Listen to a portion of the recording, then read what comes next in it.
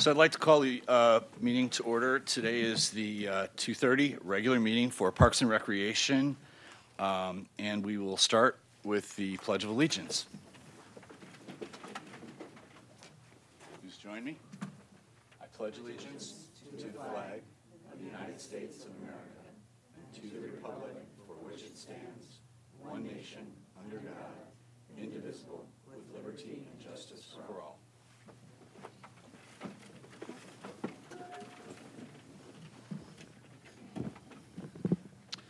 Roll call. Chair. Commissioner Armstrong? Here. Commissioner Boley? Here. Commissioner Coladonato? Present. Commissioner Diaz is absent. Commissioner Goodman? Here. Commissioner Vice Chair Navarro? Here.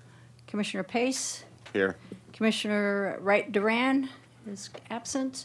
And Chair Young. Here.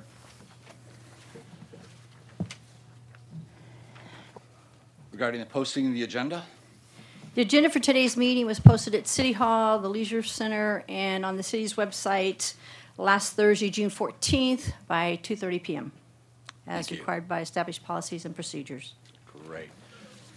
Before moving to Oh, I have Christine. approval of the agenda, I did want to mention our newest member of the council, or commission rather, is Maribel Wright Duran. She's going to be our representative from the Palm Springs High School.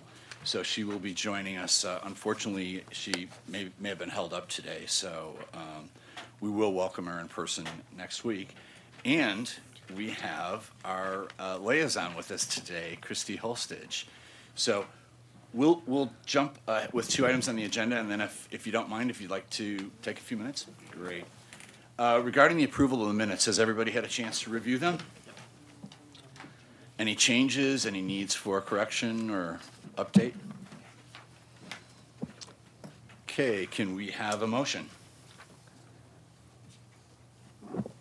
Motion to approve minutes. All in favor? Aye. Aye. Opposed? And any abstentions? One abstention. One abstention. Commissioner Pace, due to absence last time.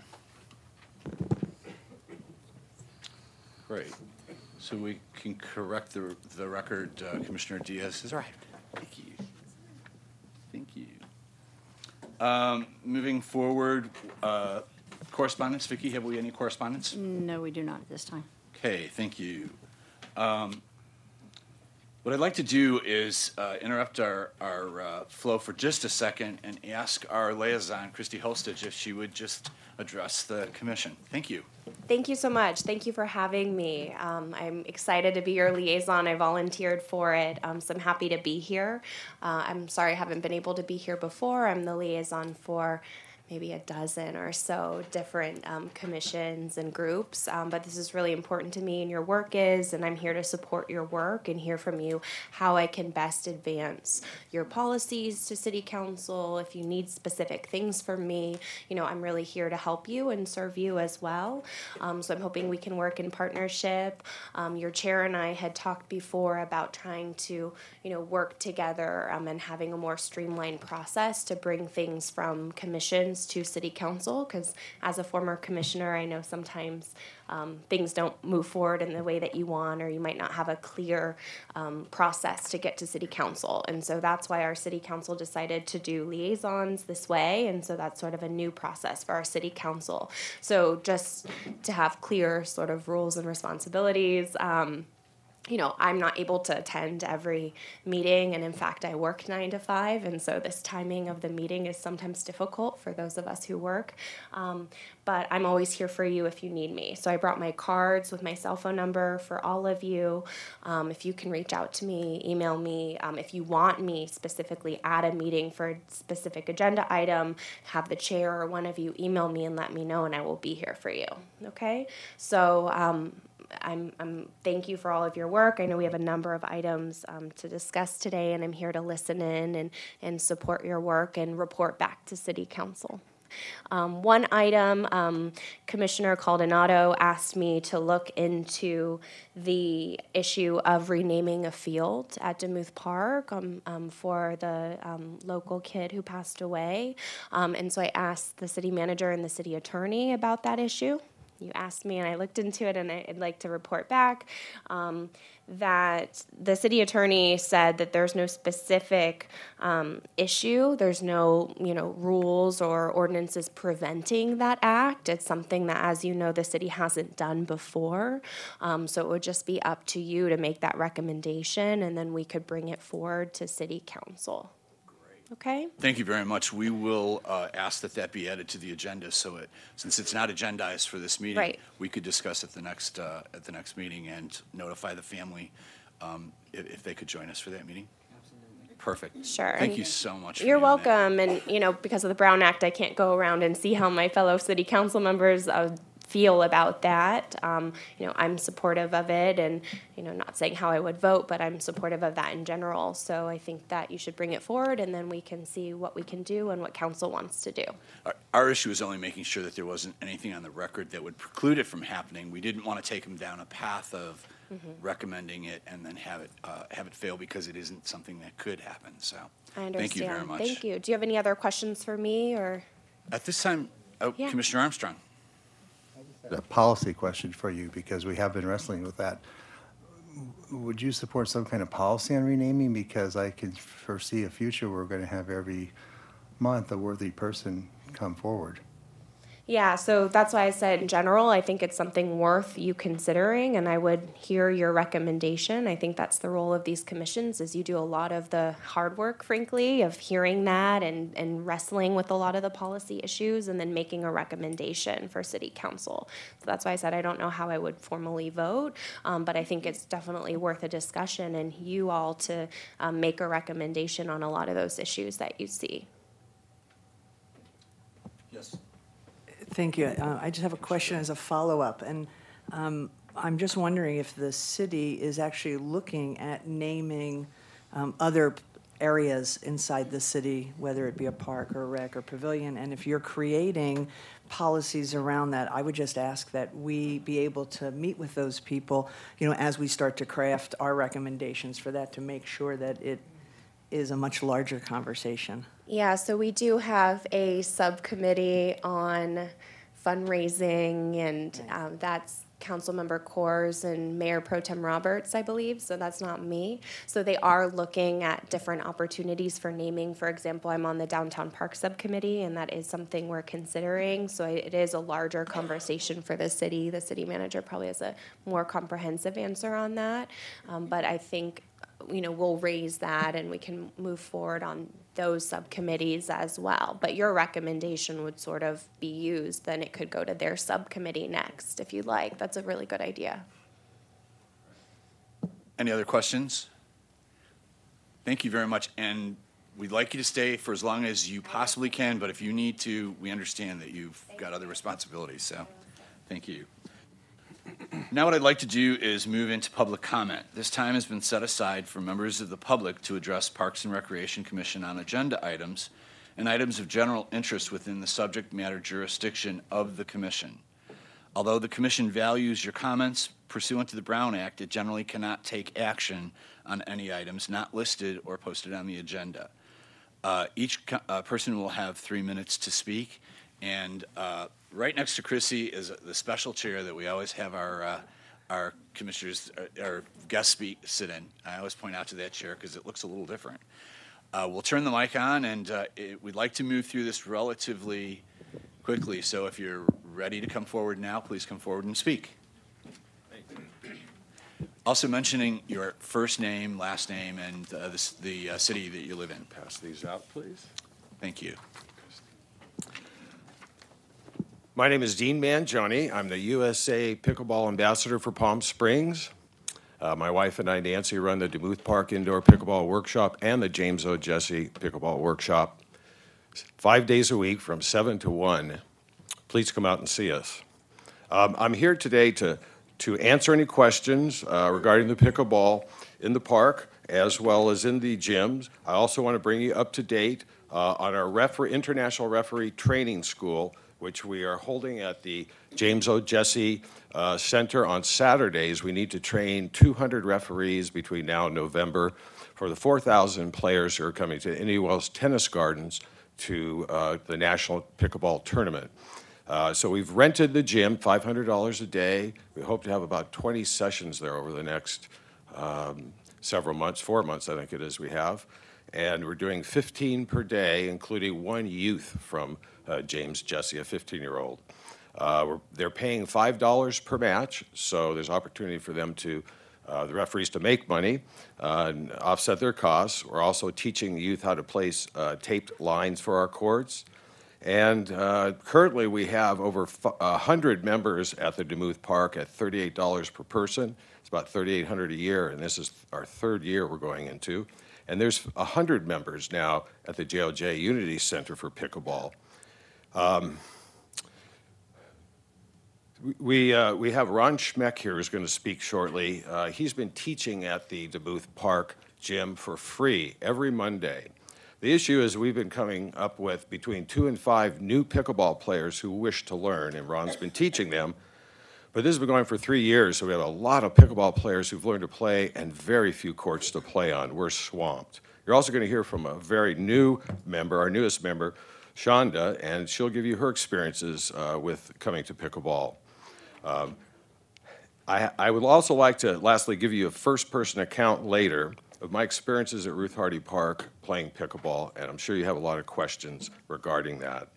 So save time for the rest of the speakers. I appreciate your attention and your concern with giving us more pickleball courts in Palm Springs. Thank you. Next speaker, please.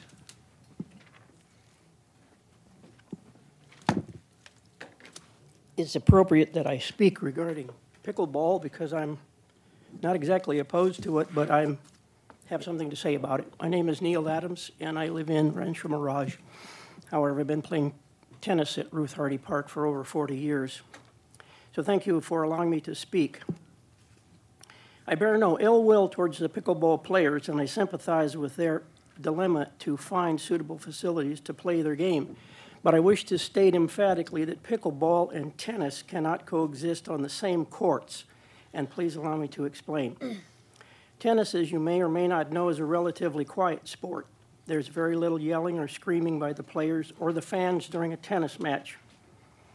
Pickleball, on the other hand, seems to encourage yelling and screaming at the loudest level before, during, and after a point. Then there is the plastic ball, which sounds like a firecracker exploding when they're struck. The noise level, 1, 2, or 3 courts over, is extremely distracting. Tennis is a game of focus and concentration. In tennis matches that I've personally played in over the last month at Ruth Hardy Park, we have had to stop in the middle of the play because the noise level is so loud, and I'm playing 2 or 3 courts over. It's so loud that it distracts us, and we can't continue the play until they finish with the noise. Another reason why pickleball cannot coexist with tennis is the sheer number of players on 2 courts. If you've been over there to see it, there are 16 players playing 4 games at the same time with 15 to 20 people standing on the sidelines inside and outside of the courts, yelling, screaming, talking, cheering. Last week there was a dog barking incessantly as he was tied up to the fence, running up and down the fence at the same time. Ruth Hardy Park has long been known as a tennis destination for players from all over the world. They come to Palm Springs specifically to play tennis because of the quality of the tennis, the ease of getting a game, and the friendliness of the players. Ruth Hardy has a great reputation for tennis that's now in danger. Tennis players are already being turned away because the courts have been taken over by pickleball players, and no one playing tennis wants to have to play tennis on the court next to the pickleballers unless they have to.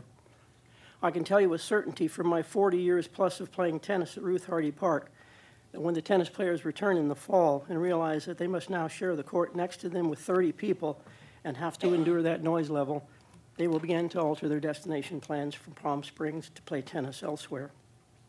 Tennis players are required to wear proper attire, non-marking soles, and the proper attire. But the pickleball players, on the other hand, play on those same tennis courts wearing Levi's, sandals, black-soled shoes, or no shoes at all. And I've seen those personally, so I'm not reporting on something that I haven't seen. Thank you very much. All right, thank you.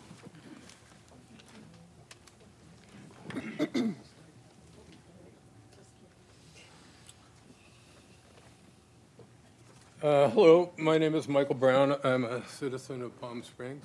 First, I'd like to thank the board members for their public service.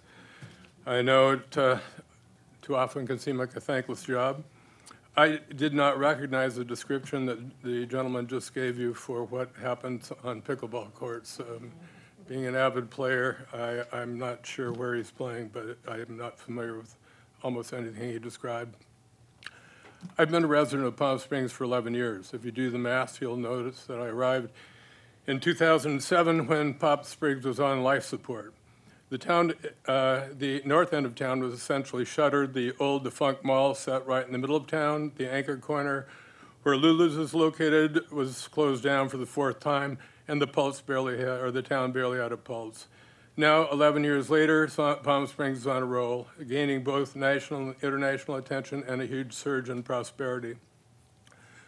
We're now at a critical juncture for the city as the new identity for Palm Springs is developing for the coming decades, and this is truly an important time. The opportunity to mold a new image so rarely comes around, and the Parks and Recreation Committee now has a chance to play a major role in creating this identity. If there was a sport that fits perfectly the demographic for both the city and its tourists, what would it be? If this sport was perfectly suited for outdoor lifestyle, what if this sport could be picked up and played joyfully, almost immediately, by almost anyone? What if this sport can be played by all at almost no ongoing cost? What if the sport was growing and exploding all across the country by leaps and bounds? What if this sport could bring tourists to town for everything from tournaments to outdoor play 9 months of the year while the rest of the country is in hibernation? You do realize, as was just mentioned, that the national championship is played just a couple doors down in Indian Wells this November. What if the sport fits like a glove, Palm Springs biking and hiking culture? What if the sport was an ideal complement to Palm Springs' desire to be known as a place for health and wellness? The name of the sport is, of course, pickleball. The beautiful thing about this is that in this age of city budget austerity, Palm Springs can reap all of this at almost no cost by simply repurposing some of the many unused tennis courts in our public parks. How unused are these courts? The court space at Demuth Park is divided equally between tennis and pickleball. On a day during the season, a couple of hundred people use the courts for pickleball, while a dozen might use the courts for tennis. The court space at Ruth Hardy Park is all devoted to tennis, with most courts sitting empty almost all day long. While dozens of people wait milling around to play on the space at Demuth. None of this makes any sense. As a former tennis player and an avid one, the sad truth is that tennis, like golf, is fading for a dozen reasons that I want to even address today. Thank you, Mr. Brown. Time is up. Thank you.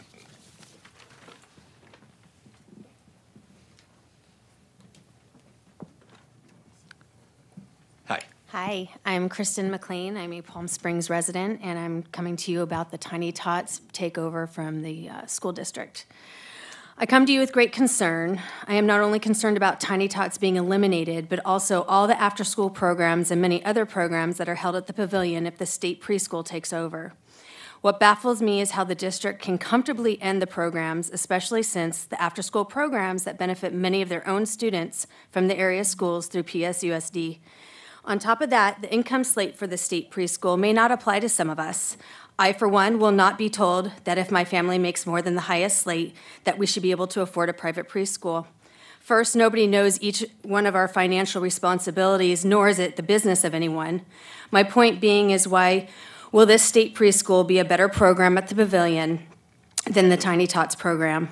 I have no problem with the district opening a preschool where there obviously must be some financial kickback. Just go put it somewhere else. Why must the district try to fix something that isn't broken? Find it elsewhere. If portables are not doable, then maybe look at one of the many vacant buildings within the city. This city does not have much for kids. Why take away the only thing the city has that gives our children a chance to make friends, memories, and make this city a well-rounded community? I beg you to please look elsewhere to do this preschool program and leave all the programs at the pavilion alone. Thank you. Thank you. Next speaker, please.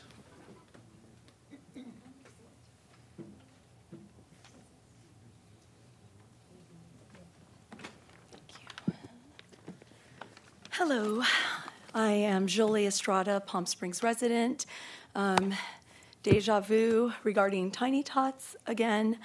So Palm Springs Unified, the takeover, first it was Head Start. Now they want to do a state preschool. Some of you have already made up your minds, unfortunately, and we hope to change your minds. But the state preschool is still a takeover and an elimination of a program that's been in place for 40 years. My son attended 18 years ago, was just there at his sister's preschool graduation. And what a shame that some of the teachers' positions would be eliminated, because they would, of course, be bringing in their own teachers, and it would be a snowball effect. And the city employees are also union attorneys. And you know, I ran it by my attorney and friend in Los Angeles, who's an educational law specialist. And, you know, he said, well, their union attorney will probably sue. So nobody thought about that, the repercussions, because they're represented by the union. And Palm Springs Unified needs to just back off, leave the city's recreation department alone. It's been in place for 40 years. I mean, they have other options, and they're just relentless with this takeover. So, in addition, none of us, my daughter is moving on to kindergarten, but the other families that I know, they don't qualify for this. And, you know, family of 3, family of 4, the numbers are right here. I'll leave this with you. They're proposing people pay $250 instead of $110 a month if a family of 3 makes over $85,000 or over $89,000 for a family of 4. So I don't know if they think that's, you know, why should people lose a quality of lifestyle? What about quality of life? Should we pull our kids out of dance, Little League, so that we can send them to private school? You know, I mean, that's ridiculous. So a lot of families would be affected by this, and it would really be shameful if these kids and my daughter's peers and these other families don't have this option to send their kids to a program that's been in place for 40 years. It's just wrong on so many levels, you know, and it's a monopoly takeover by the school district. And I hope they do get sued if it happens. That's all I have to say, and thank you. Thank you. Next speaker, please.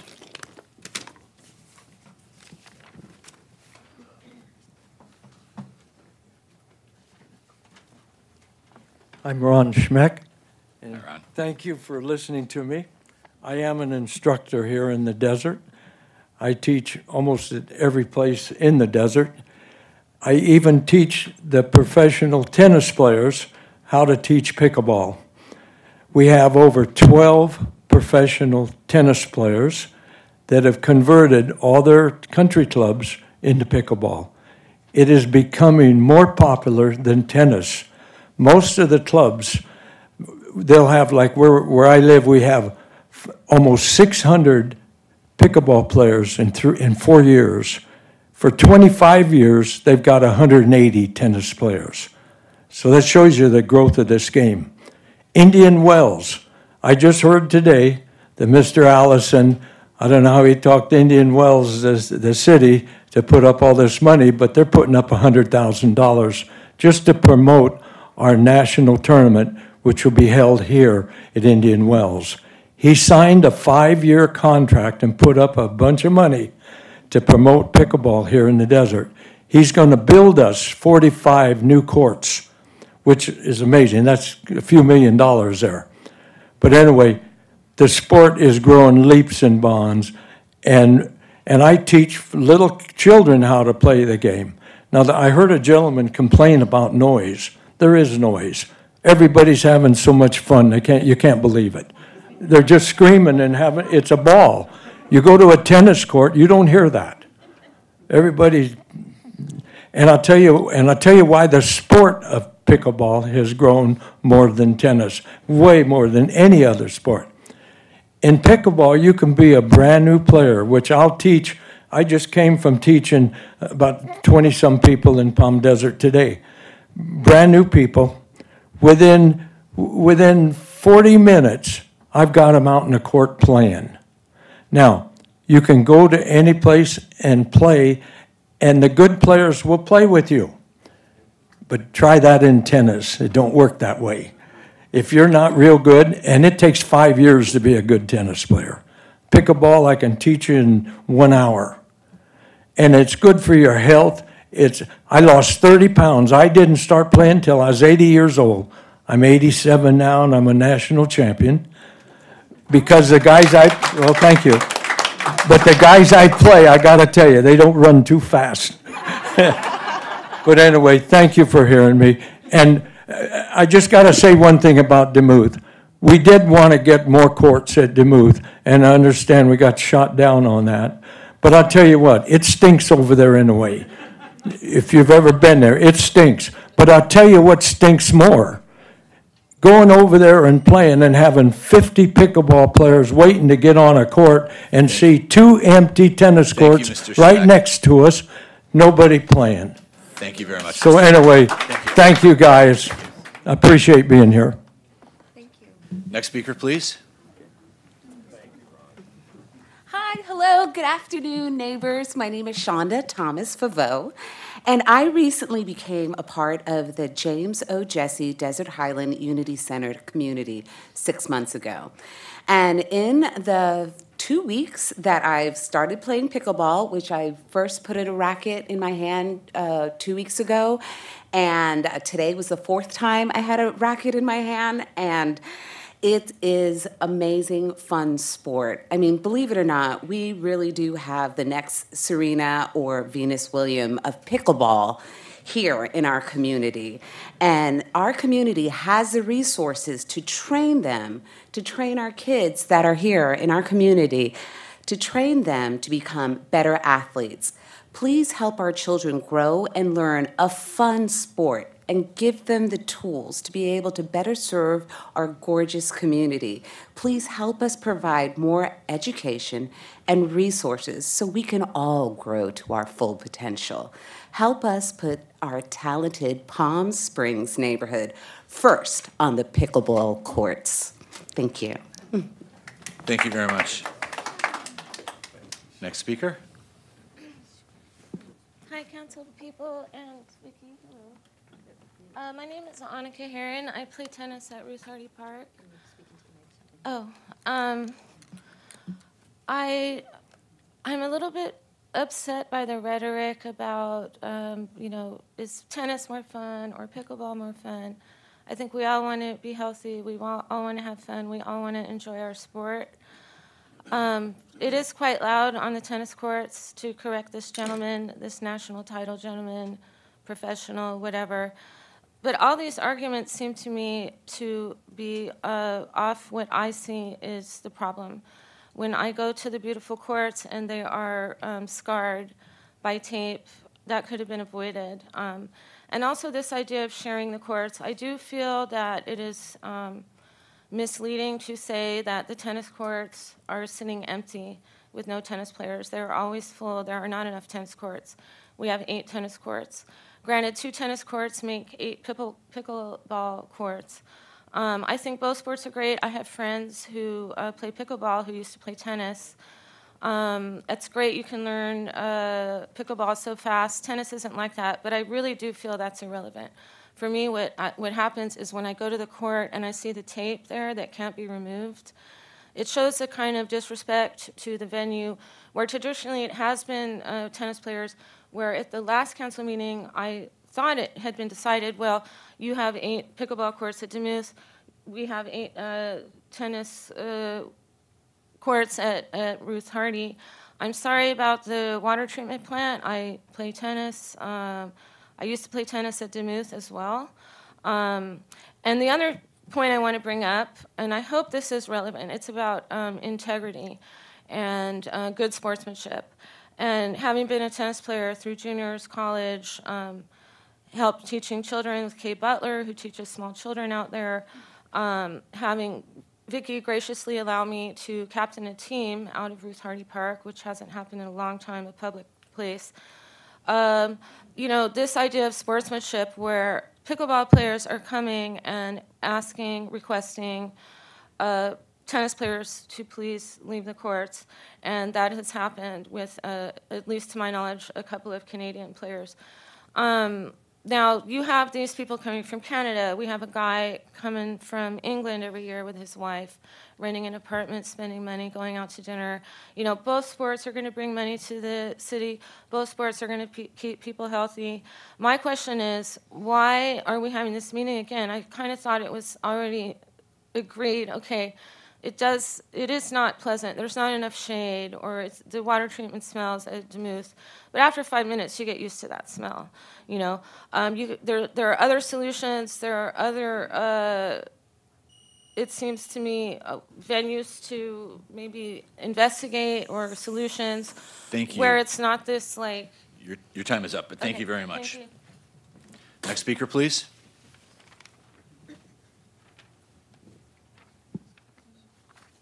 Good afternoon. My name is David Cohan. I'm a resident of Palm Springs. And I'd just like to speak about pickleball as well, but I'd like to just mention 2 points. One is about coexistence with tennis and everybody else, and the other is just use of resources, which I know is really what we're grappling with. The first, and Dean Mangione passed this piece of paper out, this came to Dean through me, and this was because of fortuitous meeting of my family with the gentleman who is the CFO of the U.S. Tennis Association, the tennis association in the entire United States. And he wanted to let me know, because he knows that this is an issue for the city of Palm Springs, that the U.S. Tennis Association is advocating for coexistence between pickleball and tennis. Let that sink in for a second. They actually have a pilot program of which we could participate in if we could do something quickly, which this piece of paper explains, that says if we're one of the first 50 people to apply and can paint blended lines on pickleball courts, they will pay the 100% of the cost. So they like to try to see if in venues like Palm Springs this could work. The second is about resources. I've owned a home in Palm Springs for a better part of a decade on the north side of Palm Springs. Having pickleball courts that are closer to the north side of Palm Springs and not all the way in Demuth Park is a game changer for us and for our friends and for all the people who play. 3 weeks ago, when we tried it for the first time with 24 hours notice of a Facebook posting that we were going to do this, we had over 60 people show up on a Saturday morning off season to play pickleball. I know some of the commissioners saw what was going on and can vouch for that. And in addition to that, as you probably also know for use of resources, 2 tennis courts can become 8 pickleball courts. In terms of people, that means 60 people or more can play pickleball over the course of 2 hours, where even if you're playing on all the tennis courts with doubles, that's 8 people. For use of citizens and taxpayers and those who are trying to make use of good resources in Palm Springs, I'd just like to leave you with that. Thank you.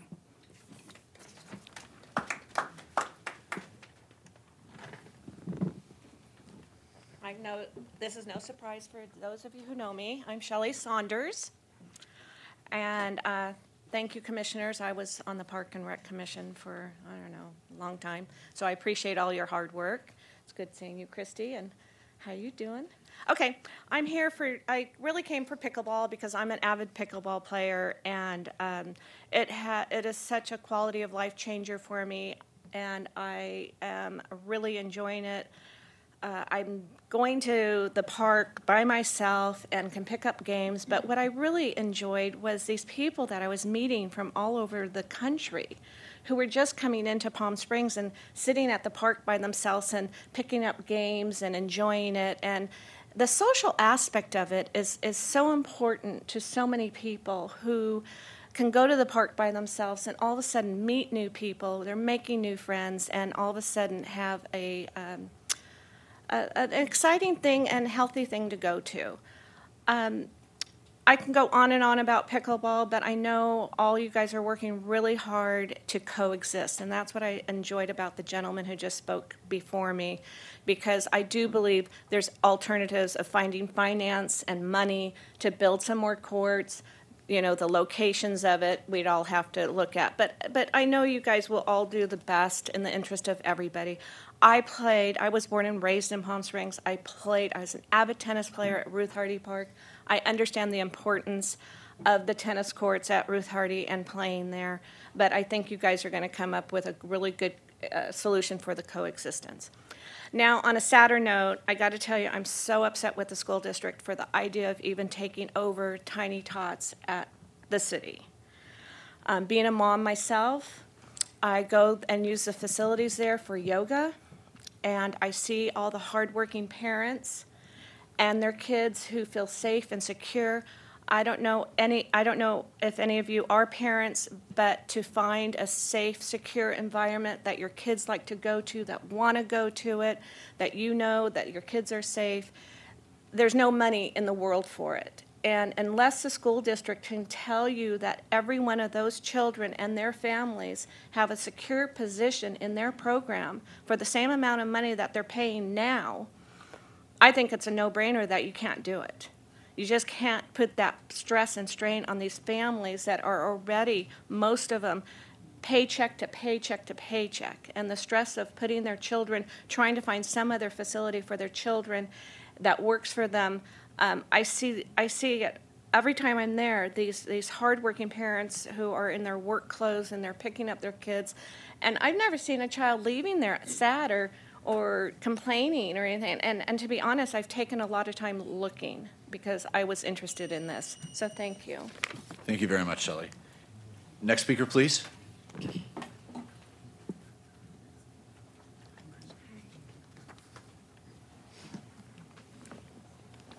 My name is David Hamlin. I live, work, and play tennis in Palm Springs. I want to make several points, and one that I think has not been made. First, when you hear someone say that they've been playing tennis at Ruth Hardy for 40 years, you can assume that there is a strong community bond around that facility. I think it would be a shame to do anything which would damage that bond. Second, can be no question that the Ruth Hardy tennis courts are an economic driver. In season, those courts are not empty during sensible hours. I will tell you in response to the notion that the Ruth Hardy courts are empty at the moment. Of course they are. Only Mad Dog and Englishman would be out there playing tennis at this hour. And just for the record, I drove past the Demuth racquetball courts. They're empty at the moment, too. The fact is that those courts are crowded and overflowing in peak season because there is a growing group of tourists who come to Palm Springs to play tennis, and because they know that's the place where they can get a friendly game at their level with very little difficulty. I don't think you want to damage that. And finally, there's an issue which I think hasn't been raised, which should be, and that is it's my understanding that neither this body nor the City Council has authorized the conversion of tennis courts to pickleball courts at Ruth Hardy Park. I want to suggest to you that if the decision you make here enforces that behavior, you're setting a precedent which I think is quite damaging and potentially dangerous. That is, if the way to deal with rules one doesn't like is to break them and then hope the breakage gets ratified later, you're opening the doors to chaos. I'm not sure that's a path you want to take.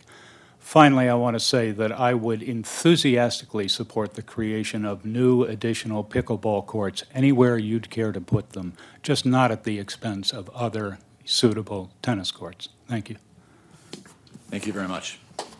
Next speaker, please.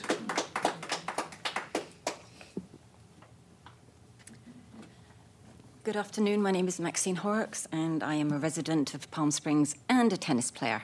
I don't have notes. I'm not as well spoken as a lot of these speakers, but I just wanted to put over the point that there are other issues at play. The two courts, which the pickleballers have been taking over the last couple of weekends, making it making tennis players have to wait for a court because we don't have enough. One of the courts is known as the Children's Court, and in season, when families come with children, they're directed to that court because the children take precedence. The rule is on the gate of that court.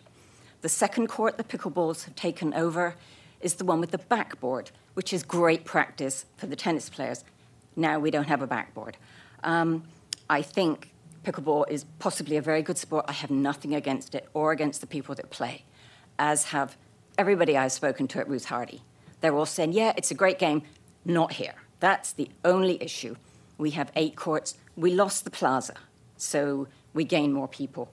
In the winter, there are so many people. We have people waiting on every court.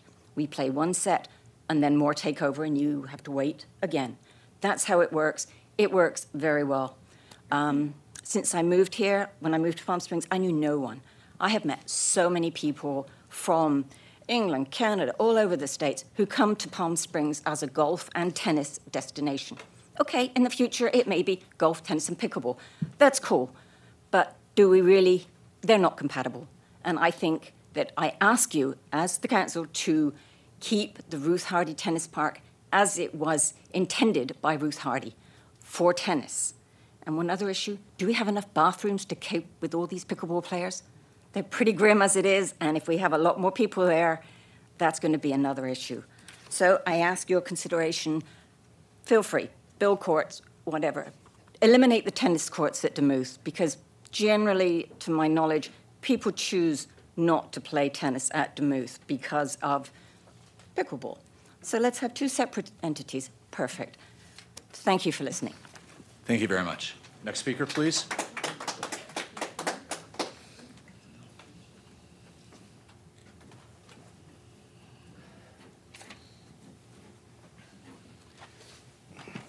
My name is Philip Gittleman. I live in Desert Hot Springs, and I have been introduced to Ruth Hardy 18 years ago as a tennis player. I should also add that I have played pickleball, and I've enjoyed it. And I think it would be a mistake to think that somehow there has to be, like Game of Thrones, a combat between pickleball players and tennis players. It really isn't necessary. I mean, to see an army of people with paddles on either side, and of course, we in tennis have the extra large rackets as well. It would be an unfair situation. I think in the job that you have as good shepherds of this community and trying to figure out how it can be served best, if you think of yourself in much the same fashion as there are organizations dedicated exclusively for the preservation of parts of this city so that it doesn't change because there's something richly in its background, in its quality, or whatever it is. But nonetheless, just the same way there are buildings and areas within the city that have been preserved and there will be no change, I think you really should be thinking of Ruth Hardy Park in much the same fashion. We have family and friends coming from Serbia, Germany, New Zealand, all around the world. Ruth Hardy Park is one of those incredible places where there is an egalitarian spirit in the fullest sense of the word. Strangers can come and feel a sense of belonging. It's a very unique situation. And so I would simply counsel you to, in your consideration about what to do, is to really think about what other resources are there in this city that could be utilized and transformed into pickleball, because it is a growing sport and a fun sport, as I've enjoyed it as well. And recognize at the same time that Ruth Hardy is, again, one of those jewels. It's a jewel here in the city, and it shouldn't be tampered with. It should be preserved. Thank you. Thank you very much. Next speaker, please.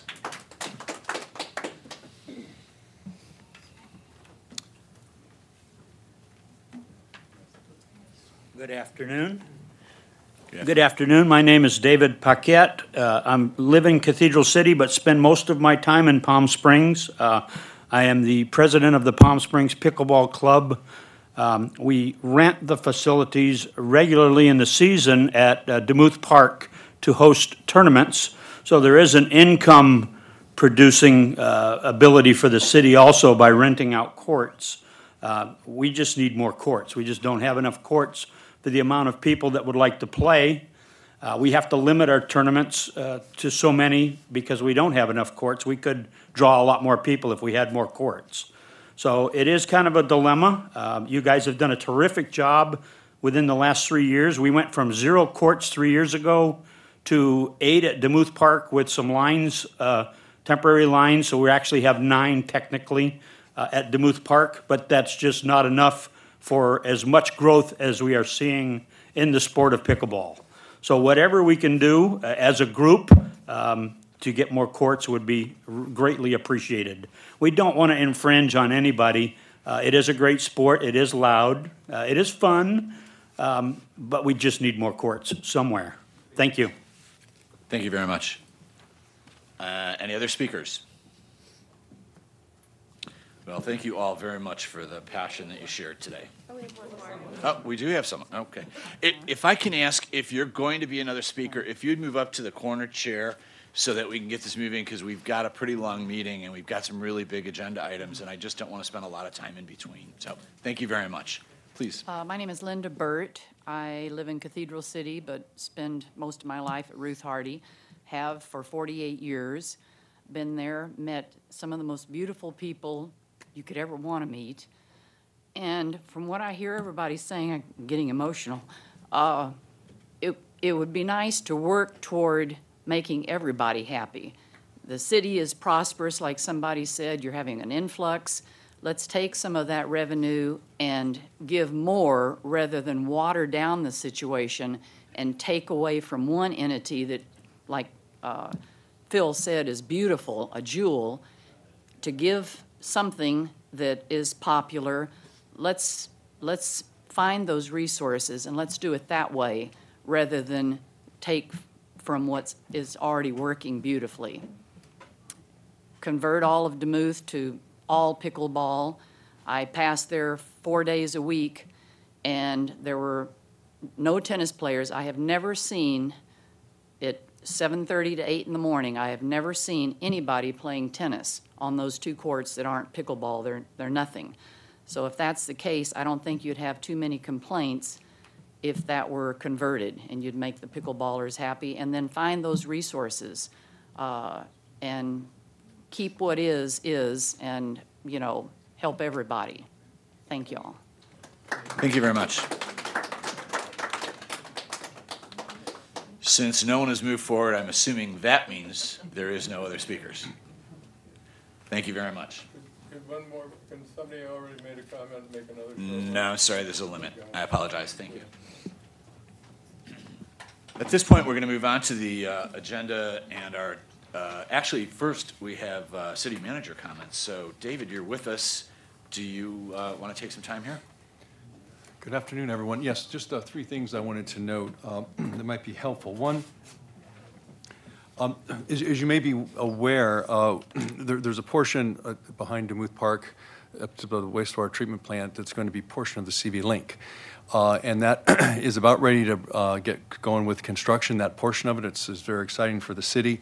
And we're going to try and get that scheduled for a groundbreaking with the city council, and as soon as that is within the next couple of weeks, we're hoping we'll make sure you're aware of it. We'd love to invite you to join us as well. That's number 1.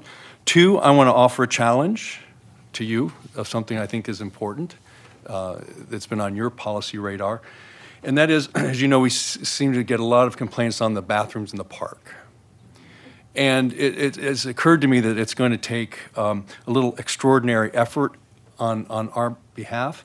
And so what I would like to suggest is if I could ask maybe a subcommittee of this group to work with me and staff to really focus on what we can do, to improve them immediately, deep cleaning, special, whatever we're going to decide we're going to do as a best practice. And then there's a question of numbers, and do we need more, and what kind should they be, and of course then security. So to come forward with a set of recommendations to take to council to get the resources that we need. So I think, Mr. Chairman, if you could give that some thought, and let's get going on that idea. Absolutely. Okay? And we'll get that agendized in a future meeting for further discussion. Okay. And then third, I would just like to note on your agenda today, you're discussing the school district's proposal And what I did want to say is that, in bringing that back, the feedback that we had, the elements of this that I think are important in this change in what the school district is proposing is, one, there's no effect whatsoever to the Desert Highland program. That remains exactly as it is. And then with regard to the main center, at the leisure center, no child that is doing it now won't be able to be accommodated, and they have obviously that price scale, the $150 for those students who do not meet the requirements on that sliding scale. So that being said, I think it covers all the bases, and we'll be here to answer any additional questions that you may have when you get to the item. Thank you. Thank you very much. So the first item on the agenda is discussion of Palm Springs Unified School District's early childhood education expansion. I would like to offer this time for people who need to recuse themselves to do so as school district employees. And I believe we'll have guests come forward to talk to us. So we have people from the board, from the Palm Springs Unified School District Board, and staff. Sure. Hi, you can sit here. I'll sit over for you.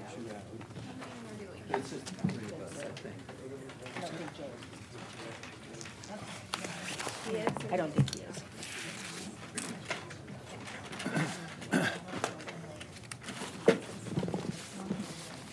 Okay, Vicki, do you want to start us off? Sure. If you recall, back in March, we started this conversation of Palm Springs Unified School District looking for space for the expansion of their early childhood education programs. And at that time, it was Head Start. And at the meeting, because the commission had a lot of questions, we kind of tabled this topic until we could have representatives at the table to be able to ask questions. So that occurred at our April meeting. And if you recall at that meeting, when it came to a vote, it was a 3-4 vote to not approve leasing the space to PSUSD for a Head Start program. At the May 2nd City Council meeting, when we were doing budget discussion, there was quite a bit of comments not only on budget, but also regarding the Head Start program. And at that time, I think the school district kind of looked back at what they were doing and came back with a different proposal of looking at doing the state preschool program. And so today, we're here to discuss about allowing them the opportunity to come and make a presentation, to talk to you and answer questions that you may have. Again, looking at using the space at the Leisure Center in the Tiny Tot room, which is a youth room, to hold a state preschool program. Previously, a staff report had come out to you last Thursday. I was on vacation, and after that staff report came out, we had got some additional information that we didn't have at the time. And so to make it very clear, the school district, as stated during the council meeting on May 2nd, that they were going to allow our returning children who are currently in Tiny Tots to have priority enrollment into the program, and they would only be paying $150 a month for the first year. Coming the second year, they'd be looking at it coming based on the sliding scale that was in the staff report that we were given, and based on income and family size, the fee would be determined from that sliding scale. So, And I also noticed that Dr. Lyons is with us. Thank you. Thank you for having us. And Myra from staff, and I apologize, sir. Yeah, my name's Mike Walbert. Sorry. Mike Walbert, I'm the Executive Director of Student Learning in Palm Springs Unified, and ECE, Early Childhood Ed, is one of the programs that I oversee. Good afternoon, everybody. Thank you. Okay. Well, we revised this a little bit last minute, even though today, so I want to share that with you guys today. And I am so glad we've had an opportunity to hear everybody's voice in the communities, to make sure that we're fitting all of the needs that we have within our families. So that's one of the reasons that we changed our proposal to our state preschool children. So if we look at just the income bracket itself, page number 4. So it does do a comparison where you can see first where the Head Start income brackets would look like, which we are not using at all. the proposal is a state preschool program. And if the families qualify, so as you can see, family sizes, income brackets, and if the family qualifies, then they qualify as free services. In case the family does not meet the income guidelines, then there is a proposal of $150 a month, depending on the salaries, up to $250 regardless, then that would be the cap regardless of what the income may be that the family earns.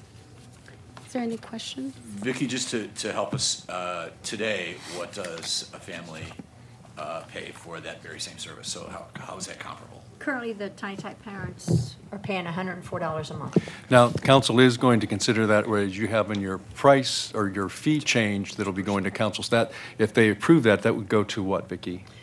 Well, the residents will stay 104, and the non-resident will go to 165. Thank you. Thank you. I just want to make sure we understand what's comparable, if you will. Commissioners, questions, thoughts, ideas? I think the only thing, I know there was concern also about summer program, and that we were able to work, we'd be able to work with the program so that we would accommodate our times off during those programs so there wouldn't be a conflict. Okay, I think that's an important issue too. What my idea is, and is for us to work together in collaboration. What we can provide is this, for example, education from this to this during these work hours. But what other things that we can work together in collaboration can we continue to enhance it for these families? Is continue the summer program. We don't operate during the summer extensions, so it's extending that and what other type of services that we're working together. And there's just like a small piece, but it's maybe Vicki and I working all the details in what can we continue to do. But my goal and vision is what are we doing to work together and to continue to enhance and continue to bring those programs embedded within this whole process. Absolutely. Commissioner Pace. Vicki, it's my understanding that that room is used for multiple things, not just the Head Start program. So there's an after-school program that uses it, the summer camp uses it. The state preschool does not operate during the summer? No. No, so summer camp would have no issue there, but what about the after-school program? How would we still be able to use the room? You know, is it exclusively yours? What are you thinking there? Well, we can work together on that. Our hours of operation would be from 7 to 4. So after 4, we can continue to work together. Mm-hmm. I think that's just like the main little details that we need to work out, but of course, we can continue to work together. And Vicki, the after-school program starts at what time generally? Well, it depends on which day of the week and what time they get out of school, but most of the time, the majority of the kids are at our facility by 3:30, 3:45. They have a small snack, and then about 4 o'clock is when we break off. We normally try to take the kindergartners to 4th graders in one group. We take them into the youth room to do their homework, and then the older kids are left in the pavilion. So we've had about 90 kids this past season, so we had roughly 40 to 50, depending on the group, doing homework. And if you try to have kindergartners in the same room with 7th and 8th graders, it's a little difficult to try and get homework done. So that's why we try to separate them. So, but the separated kids aren't arriving to that room until after this program would be done anyway at 4 Right, o'clock. right, because the only day would be Wednesdays because they get out of school earlier. They're out of school at the latest, I think, 12:45, maybe 1 o'clock. Most of the kids, maybe 1:30. I'm not sure what the school schedule is this coming year, but Wednesdays, they're flex day, so they're out of, the elementary kids and middle schools are out of school earlier that day. So they come to us earlier, but on that day, we try to plan extra things, like they may do a field trip and go to Duluth and visit the community garden, so they may have a thing set up where they're doing pickleball with the pickleball people, or they might be taking a field trip to go to the movies or something of that nature. And do we know how many of the students from the current Tiny Tots programs are actually going to be or supposed to be in Tiny Tots next year, or? We don't. Roughly maybe somewhere between 6 to 7 kids may be returning, but I don't know. You know, we won't know till we would do registration come fall. So, Commissioner Bowen? Vicki, what is the revenue of the after-school program? Do they pay for that? yes, right now currently the for kids only program they pay $117 a month. So if we didn't continue that program, we would lose revenue coming in also? Yes, we would. Yes, Commissioner. What would happen to the existing teachers at the Tiny Tots program? I don't think that's something that I can answer. Our qualifications to hire a teacher, they must have a minimum of a bachelor's and a site supervisor permit in order to teach in an early childhood education. And Vicki, how many of those Tiny Tots teachers would be impacted, or how many are currently? Well, potentially, it could be one full-time position. Right now, I've got 4 people that have been working that program this past year, and we had up to 33 kids at one time in that room. And they basically spend about a quarter of their time, 4 days a week, operating that program. So the program's from 9 to 3, and it's Monday through Thursday. And so we had 4 people operating that, so about a quarter of their time. And of those 4 people, 3 were full-time, and we have 1 that's a 3/4 employee. So if this program Tiny Tots would go away, we'd potentially look at, could eliminate 1 position. And that would be actual savings to the department, that dollars would be used elsewhere in the department. That would be an actual savings to the department. So a couple of questions I have. I'm not sure I totally understood the Wednesday issue. Are we good with Wednesdays? In other words, will the space be available, or will we have something we can do with the children Wednesdays between noon and? We do different things with the kids on Wednesdays. So we're covered. You know, they may be taking a field trip, they may be going to the pool, you know, if it's still nice out, they'll go to the pool and go swimming. But again, the main concern is at 4 o'clock when they get back together, and that's between 4 to 6 is really homework time. Okay, so that covers my question on summer camp. So one of the issues I have is, it sounds to me like for the first year, that a parent who falls into the category, probably one of the 7 parent children, into the income level that requires a $150 payment, that would satisfy an issue that we had. Subsequent to that, though, we're tossing. I mean, we don't know what those children are, the 2 and the 3-year-olds that are out there, but we're basically saying if you make a certain amount of money, you make too much for our program, so too bad, so sad, you go away? No, not for us. No, not at all. So then that's where we develop, because we do not want to exclude any child. I think that's our main goal, regardless of income, is creating, and my job would be, when I propose this to the state as what we're creating at Sunrise, is creating private slots to ensure that every child, regardless of income. So our superintendent has agreed that our cap would be that family would pay $250 a month. So And that's that on would page ring. 4 of the handout. And the way this is written, you could be making $1 million and pay $250 a month. It's 70,000 up for a family of 2 and so on. It's also a benefit, and the research is really solid on heterogeneous early childhood. So it's a good thing for all students to have a variety of students in those classrooms. They build relationships, experiences, and so we're not excluding any students. We'd be able to include all of them. And this program directly ties into your kindergarten program, correctly? So it's like Line. literally taking steps one to the next, to the next, so there's no dropouts. That's the goal. Because this program is licensed, so there's very rigorous standards that are inspected, and regularly we have to report to the state on our progress on certain benchmarks, and one of them is about curriculum and how it aligns to the preschool foundational standards, and that feeds into the transitional kindergarten and the kindergarten. And to individual standards. student goals. Right. Is this in existence today in the Palm Springs Unified School District? All over, yeah. There's a page that lists all the existing, so Head Start is a different thing, and. On page 7, yeah. Hundreds of families. So this talks about bubbling wells, and so is this what's right before kindergarten in Bubbling Wells?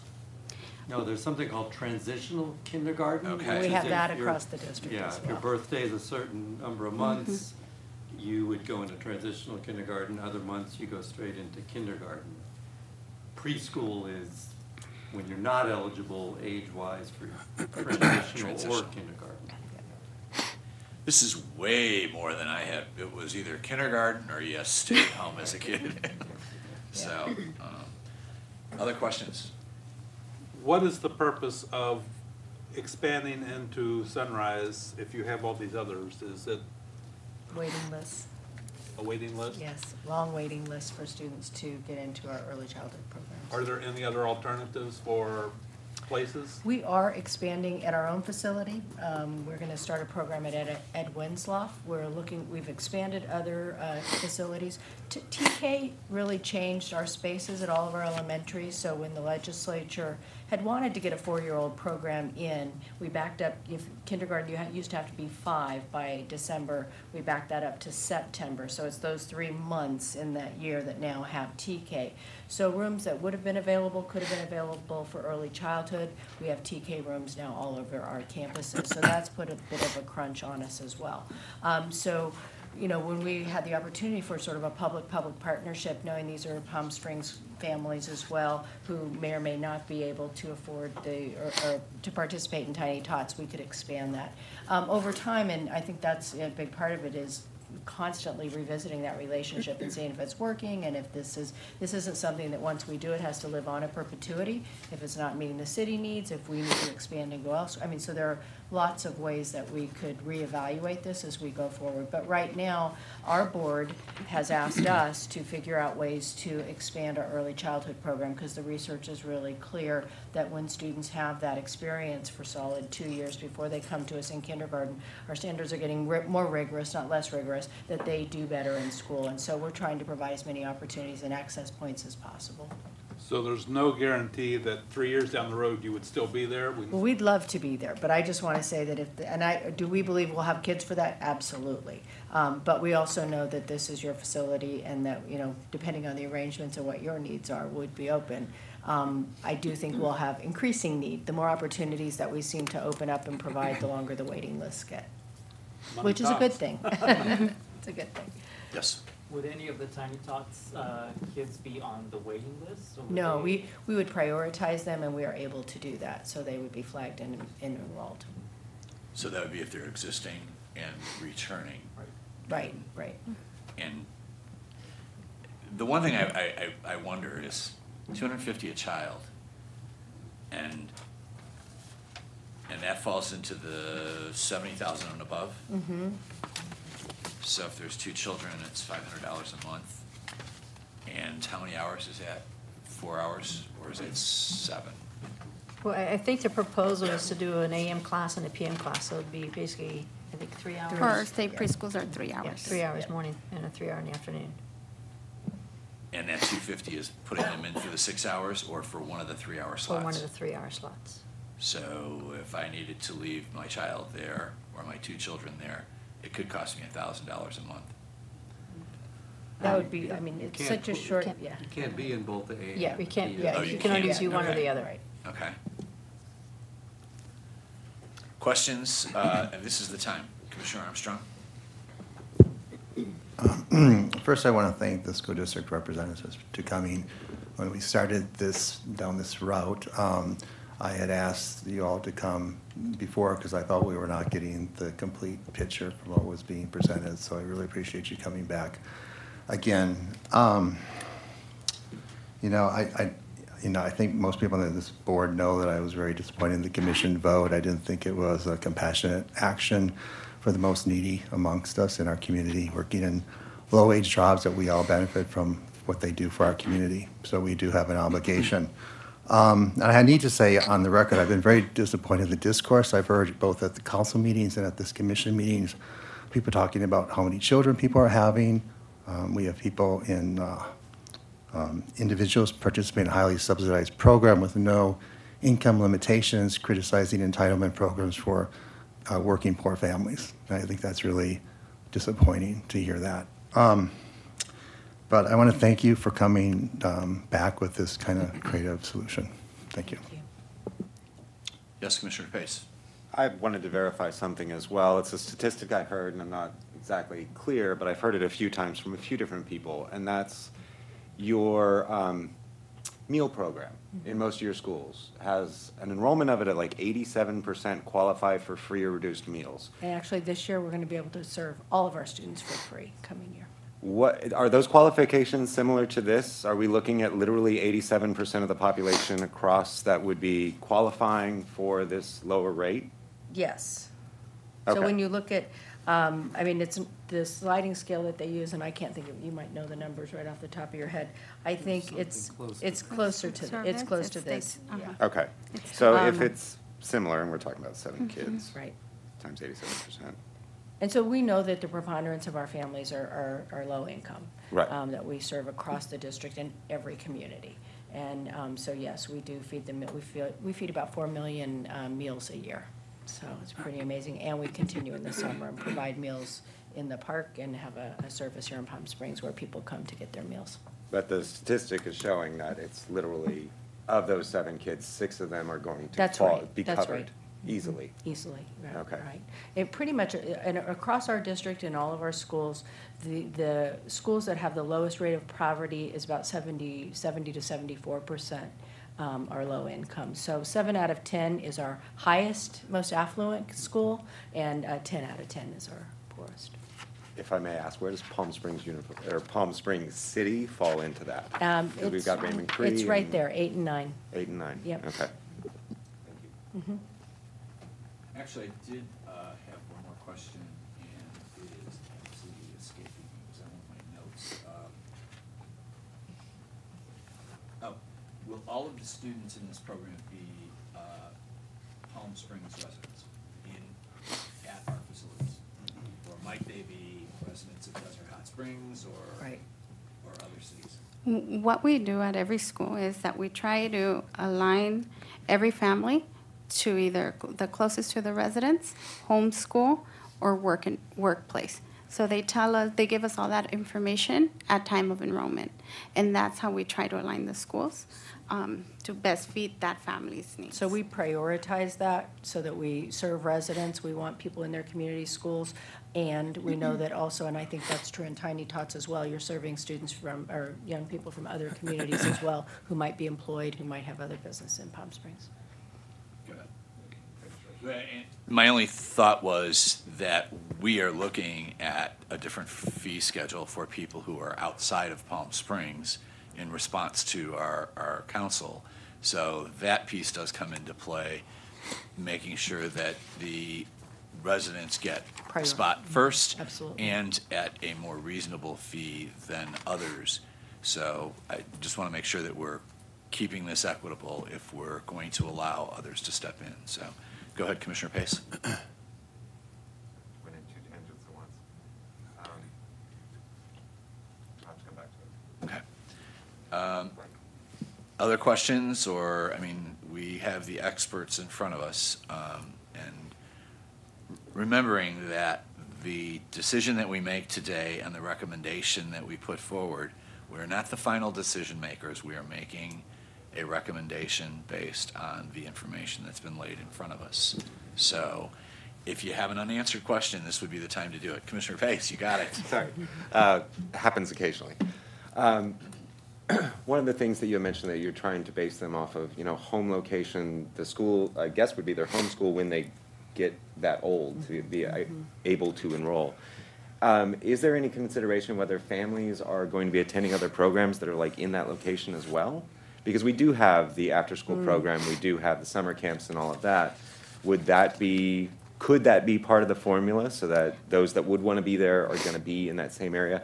Because parents don't necessarily want to drive for their high schooler, their middle schooler, and then 3 elementary students, one's in an after-school program and one's in a tiny tot, state preschool program. Right. So does that roll into it? Our enrollment process is pretty intense. It really is sitting with the family and getting to know them and really getting to know their needs. So as soon as the family discloses what their needs are, then our staff is trained to make sure, okay, this is what we have. We make it all available, and then we tell them this is what we have. Of course, so that makes total sense that we would try to do that. The beauty of that location is it's also Of right by the course, high school. Exactly, which means they would more than likely be zoned for that area anyway with us. Okay. Yep. I would just note, before you vote, that just a couple of things that I just wanted to convey.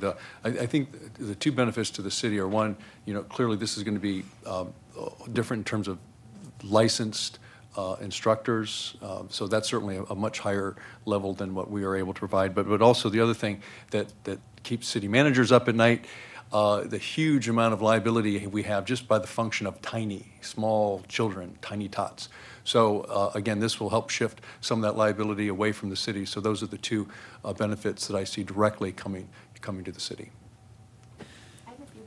I have a few questions, if I may, and I'm trying to, I get to decide this tomorrow, and so I really want your objective recommendation to council, so I don't want to influence that in any way, but I have a few points, because as the liaison, I volunteered to meet with the school district, and I did meet with Superintendent Lyons about this and this proposal, and so it's changed, but you had said to me that you were applying for LCAP funding, or you would use LCAP funding to pay the additional cost of services for that first year. Is that correct? So is that why it's a reduced fee for the first year, $150? Right, with nobody being in the second column for the first year. So that second column wouldn't apply Right. at all. And None of the continuing families. For the continuing, students. right. how much in LCAP funding do you have to apply for each family to subsidize their attendance? Is it? So that is something that we're initially already calculating with more of staffing, salaries, our meals. How that would work is our central kitchen will be delivering the children's meals to the classroom. Warmers would be kept there.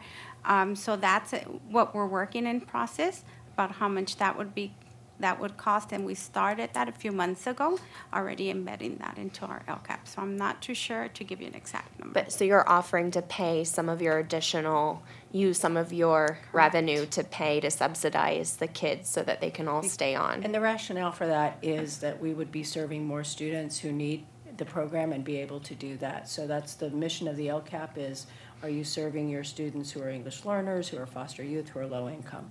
And so it affords us the opportunity to say, yes, we're doing that, we're using those funds to do that.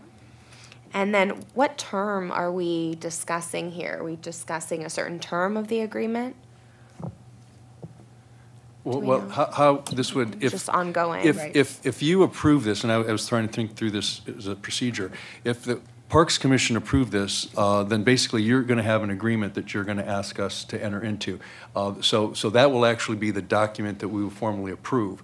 And so that what would trigger it. And I would suspect, Councilwoman, that would be terminable at either of our discretion, whatever the time is, 60 days, 30, 60 days, whatever would work for both of us. So it would be ongoing, but with the right to terminate. Yeah, right. Okay, thank you. So that if there was an issue, we'd have the opportunity to revisit it. Thank you. Yes, Commissioner Bowley? David, do we currently carry a liability policy with Tiny Tots? Oh, not enough. We do have one. No, we have insurance for every city program, but that's just a big number, potentially. So no, we are insured, but that liability is there. You said you're creating private slots. So are you creating private slots for the number of Tiny Tots kids that renew for the next year, or how many private slots, and how does that work? It would be a balance, but I'll let you So answer. at this time, what we were thinking of, due to all the regulations and guidelines following by the state and the program, that there's several program options that I'll be creating. So what I would be doing in order to give that opportunity to all is 10 private slots.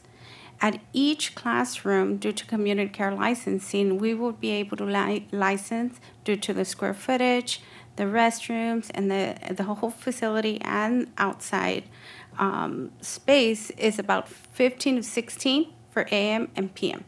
So 32 children, that's what I'm looking at this time, and 10 private slots. For each, the AM and then the PM programs? 5 in each. 5 in each. Okay. And you said that Vicki, if you said that there are 6 to 7 students that could potentially return that aren't aged out, is that right? Yes, because right now we have about, this week with our summer program, we have about 20 in the summer program right now. We had 33 that were through the full school year, and we had a little graduation ceremony in May. And so of those 20, I'm not sure how many would just be, they may either just be there for the summer. So you said about 7 are returning, the age? Six or seven. 6 to 7. And do we know their income levels at all? Do you believe some of them will qualify for these services? I would say with the ones that I know, I would say none of them would fall into these categories of qualification because they make too much money. The federal or the state? On the sliding scale. Mm-hmm. Okay, thank you. But the agreement is that the 7 would be given the 150 Right, for the first year. category. Yes. And, all right. I'd like to entertain a motion. If you'd like, I can make it and we can get a second and then have a discussion. So I'd like to move that we support this program with a caveat that the council ask us to continue to work with Vicki on this and review it in 12 months or 12 months from the beginning of the program to make sure that we are at a point that we can continue to support it or at least raise to the council that there is an issue. Can I get a second on that? A second. Thank you, Commissioner Armstrong. Discussion.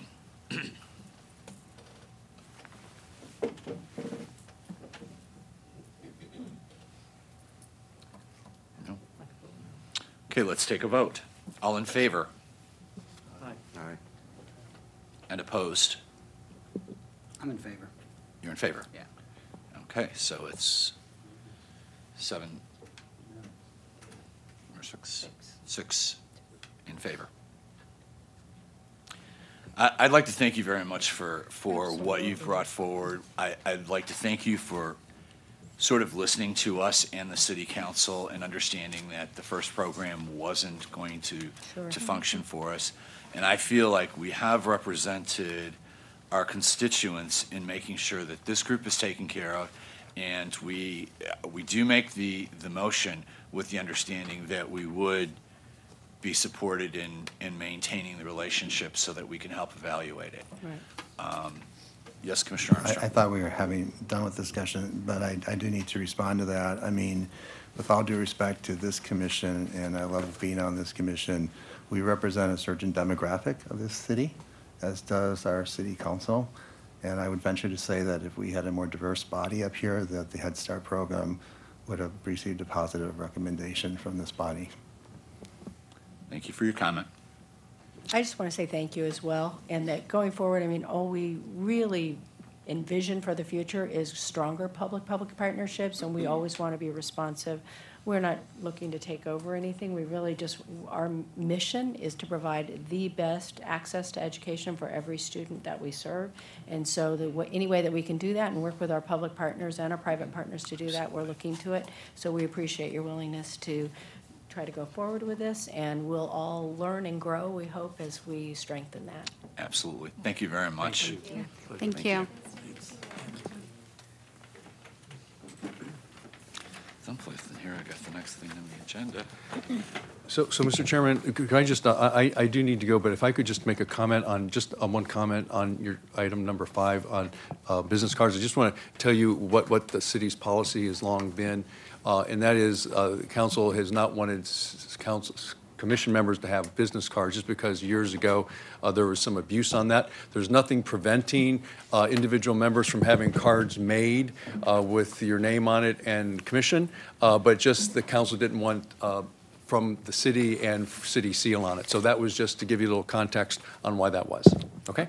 Thank you. I was actually going to ask that be held up because I understand that there is something afoot regarding email usage by commissioners, which might be changing in the not too distant future.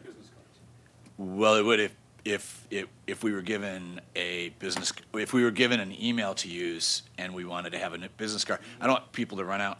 No, I don't say that, no, because that's what the council's policy is. Now, city council could change that policy. Right. But right now, there's no business cards with city seals for commissioners. That just as the long standing. And we will be making a recommendation that there be, because as we go to other cities, I've gone to Cat City and they've all given me their cards. And when you walk up to somebody and explain who you are, and they say, show me something. So anyway, thank you. I have Thank to you. leave. I apologize. Thank you for all your really important work. Really value the time that you spend for our city. I'm here for you. I'm passing out my business card, so if you need anything, feel free to reach out to me, and I'll be here for any items that you'd like. If there's things you'd like me to research for you and get back to you, okay? very much. Thank you. Thank you for your help. Just, and just so you know, too, the, our discussion today is going before City Council tomorrow night for discussion. So, the Head Start, or the state preschool will be on City Council agenda for tomorrow night for discussion, so. Would And- just be at the discussion level. I'm not sure. I believe it, I haven't seen the staff report, so. Well, okay. But it is, and I know under it did state that the commission would be discussing it today, and the commission's recommendation would be presented at the council meeting tomorrow. Great, thank you.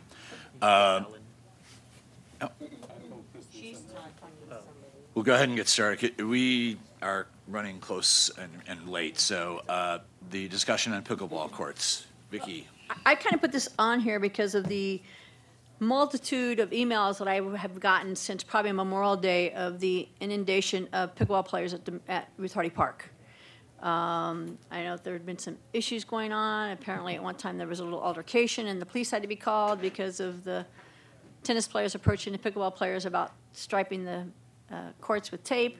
I've gone out there taking pictures. Stacy has been trying to find a product that can remove the residue left behind from the tape that the pickleball players have been putting down. And as of yet, I don't think she's found a good product yet. And when I went out there, I had tennis players, getting stuck to the tape. Even when I was walking around trying to take pictures, I was getting stuck on the tape residue that was left behind. Even one of the courts had tape left on the court that was not removed. So I just wanted to bring it here forward for the commission to have some kind of conversation of, what direction do we want to go. After the first event, I'm getting an email from one of the organizers of the tennis tournament saying I want to move my pickleball tournament to Ruth Hardy Park, and I'm not going to approve that unless this body tells me to. And when you're looking at October, when we're in season, to take those courts and allocate them to pickleball with tennis going on, it would probably be, we'd need to have probably security there. So as a body, I just wanted to bring it up. I'm not sure, I know Les is aware of it because he's been out there, but whether any of the commissioners have been aware of the kind of takeover of Ruth Hardy on the weekends for pickleball, and the fact that they're going in there without anyone's permission, taping courts, bringing in their own nets, and really kind of taking over the court. So I know at this time, there's not been any funding set aside for any conversions, any new builds for courts. So I've been asked for, please don't overtake our courts, because if you remember a number of months ago, we had all the tennis players in here talking about don't touch our courts, leave our courts as they are. And I know that even the pickleball people have made comments that, this let DeMuth be for the pickleballers and Ruth Hardy can be for the tennis players. And now it seems like that's not kind of where we're at. So one of the first things that I heard that I think we need to have addressed is the smell of the area. And my understanding is there are some federal and state rulings that these things should not be happening. This isn't a city function, right? It is actually, it is the water district. It's the wastewater treatment plant. The city does own it, but I think we still own it. Okay. But it's operated by, we have a vendor that we contract with to operate that for us. Because it sounds as if we're failing there, because. No, it's where your sewage goes. Well, but I think there are rules and regulations that say it should not be obnoxious for people, or we should never put a park there if that were the case. And I think there are some rulings that would help that aspect of it. Past that, I am one of many people who sit at this table, and I am not really supportive of the infiltration of Ruth Hardy Park. I've always had my belief that we should be doing more at DeMuth, and I've been moving in that direction and hoping that we would all move in that direction to say, let's, ask for money to build 2 new courts for tennis so that those 4 tennis courts could serve 16 pickleball courts, and I think that would keep us in shape for a while. It is apparent, based on everybody's testifying, that this sport is not going away. And we've talked about it. I've been on this commission about a year and a half, and we've been talking about it this entire time. It's getting bigger and bigger. Ellison is putting things into Indian Wells. So I just hope that we can think about how we can positively move forward. I justified one thing in my mind, because as I was walking my dogs and approached by people who were playing pickleball, there were a lot of local people who live at Ruth Hardy Park who said, I live close by and I should be able to play here. And I thought, wow, I understand that, because I don't want to tell people from Demuth that they have to drive to Ruth Hardy. But on the other hand, we don't have a swimming pool in every park that we have. So I got myself comfortable with the fact that you can actually have an environment, and many people from pickleball told me the social aspect of it means that you need to be in a group. And when you start to break it up, it just gets diffused. So that's kind of my statement. Commissioner Diaz? First of all, the smell. My kids are now 17 and 15. They started playing soccer over there when they're 4. It's a treatment plant. You're not going to die. Like, that is what it is. That park's been there for a long time. Anyway, as far as pickleball and Ruth Hardy and tennis go, I agree with you. This keeps coming up. I don't know. At one point we were under the impression that there was no money. The city did not have any money or revenue coming in. Therefore, we weren't going to be able to do anything. I remember discussing with Dean, suggesting to him to find some funding. If you guys can find funding, we can see what we can do about putting in courts. No one came back forth with, hey, we found some money. Obviously, there's a lot of people playing, but no one's stepping forward with that. Now that we're finding that we do have some money somewhere, seems to be. I don't know if that's proven, but all these discussions about all these things are going on. There has to be money somewhere. We sat at a city council meeting where they had a huge proportionate amount of money on those screens up there that there is to spend on certain things. Also with Measure J, I'm pretty sure we've got to have some funds somewhere sitting around. I don't see why we couldn't. I would be a proponent of taking those extra tennis courts at Demuth, transforming or making them into pickleball courts for now, and keeping Ruth Hardy. But pickleball has to stay out of Ruth Hardy Park. That's not fair to the tennis community. I don't know, do we need a security guard to stand at both of those two places and supervise? And the other thing is, if I live in Palm Springs, obviously, which I do, and I show up to play pickleball or I show up to play tennis in one of those public parks, and you're coming from, we heard Rancho Mirage, we heard Desert Hot Springs, I should get a chance to play before you all do on the courts that are here in my city. I don't know if I'm supposed to say all this right now. Okay. You're a commissioner. You're absolutely So on. I'm done. Thank you very much, Commissioner. Commissioner Pace.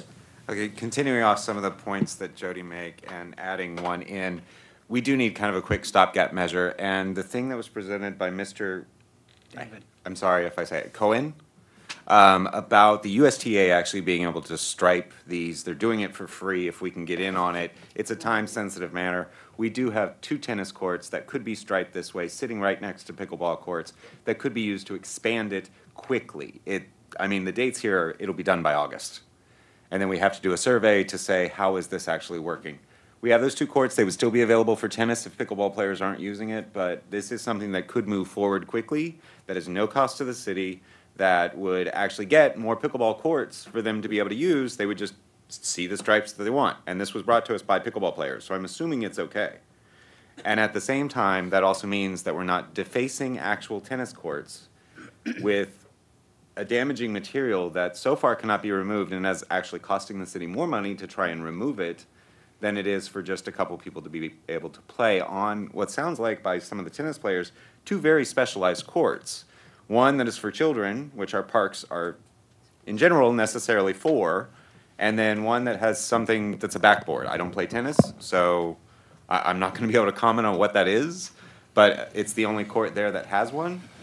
It's in a horrible place. It's within the court, and it's a wall, and it is a wooden wall, and people actually, an individual can play tennis by themselves off the wall, but that means they're using an entire court. I would love to see us spend money putting a cement one outside the court in a small court, but Spending you're money right. one thing, but It's now we have specialized. something that we could get a couple more courts at least to a stopgap measure while we're trying to get the council to approve something, because the council takes for a while.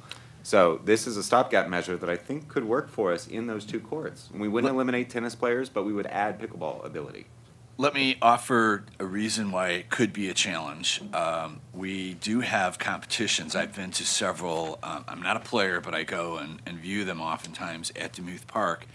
And one of the issues with tennis lines out there, you can relatively easily convert those 2 courts to 16 courts, so that 8 courts, so that they actually have enough space to do 16 competing. If you striped those with this solution, you'd now take a tennis court that you've striped for 1 court to replace it, and the difference with the 2 sports I am learning is that the height of the tennis net is higher than it is for the pickleball player, and that would probably really eliminate the opportunity to convert those 2 to 8 courts for a competition for, 2 days. Right, but that's looking at a competition. For a competition that has to meet a particular match, they're gonna use the 8 courts that they have. Those other 2 are for people who wanna do a pickup game when it's not, when there's not tennis players there, when there's just a backlog of things.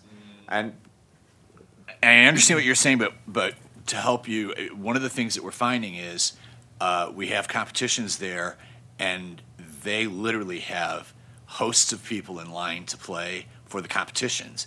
And they've always said, 8 more courts, we would actually be able to bring in different levels of competitions, broader competitions, more people coming in, more revenue, pay you more money to do it. And I realize we don't have courts just for competition, but it's one of the things that as we grow in this community, the more are helpful. So I just want people to make decisions understanding all the aspects. And I understand that, and I've competed on things that, for other sports, where it's, this is the competition level 1, and then this is kind of practice.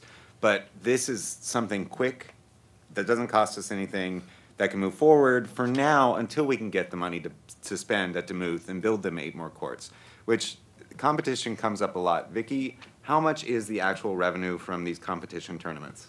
Very minimal. They pay $11 per For court. 4 courts or for 1 court? For 1 court.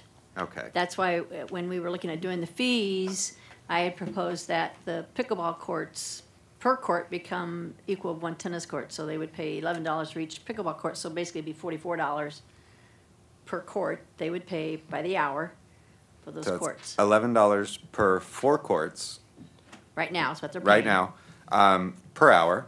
For how long are the competitions? 8? They're not 8 to 4, something like that. It's like 4 or 5 hours a court, something like that. It's not a lot. Okay. 16 hours. Even if you went for 8 hours, you're looking at basically $88 a court times 2 courts, $196. Okay. He's using his calculator.